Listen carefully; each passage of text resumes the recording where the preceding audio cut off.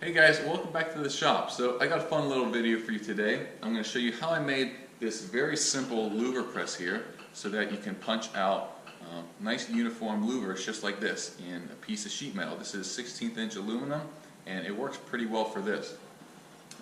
This is, that I've seen, by far the simplest way to do this if you want to make one yourself.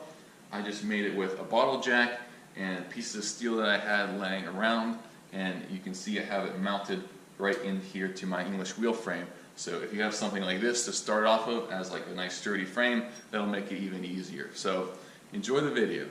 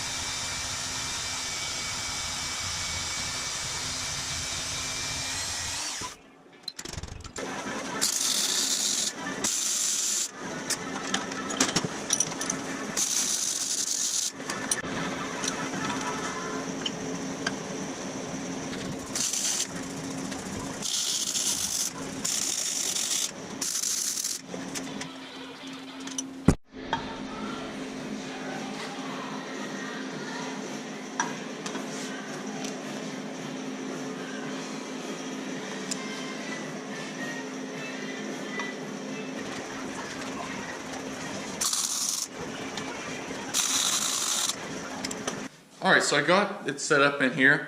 I just have it clamped in here. It sets up pretty easily, but it does take a while to get it lined up because it's nowhere, it doesn't bolt in, it's just clamped in and you have to adjust it.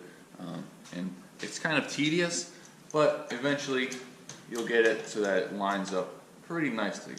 So when you want to punch a louver, I'll get it up pretty close like this. Again, I'll double check it every time just to look at it to make sure that the die seems to be lined up. Then I'll get my piece of aluminum, slide it into here. Then I'll jack it up a little bit, just until it's touching there, so now that's not going to move at all. I'll get a couple pieces of spacers. This is a 1/4" spacer, and I'll put these around here. This will keep everything flat once I press it through. If you don't have anything supporting it like this, it'll warp the actual piece of metal that you're punching. So now that that's set up, I can jack it up. So just shear it through, and now continue down until it flattens out on these 2 wood pieces, and that'll keep my piece nice and flat. Then I can loosen up the jack here, and I'm not quite done yet.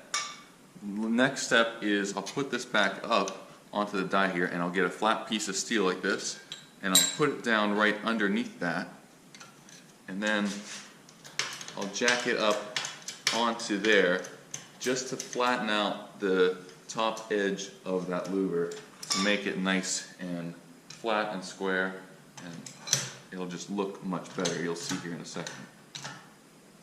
Not really putting any pressure on there, just enough to flatten it out. Then release tension on there, and you can see that that's the kind of comparison there. So this is what it looks like the first time you punch it through. It's just kind of like sheared through there. That might be what you're going for, but I personally like this look a lot better. A nice straight line with even radiuses on each side. A nice curvature here, whereas this is just kind of like almost flat in the middle there. This is nice and even and uniform all the way around. Alright, so there's my louver press. As you saw, it works pretty well. You can make this yourself if you have a bottle jack and some pieces of steel like this laying around, and it works pretty well once you get everything lined up. If you had 1,000 louvers you wanted to punch for something, probably not the best way to go though, because you can see this does move a little bit, so if this gets bumped, then it's going to ruin your piece because it's not going to be lined up at all. So I do have to check the alignment before each and every louver. But if you just have a custom project you're working on, you want to add some nice cooling vents like this, or just some louvers for extra aesthetics, this is a nice way to go, and it's a fun little project for the day as well. So thanks for watching, and I'll see you next time.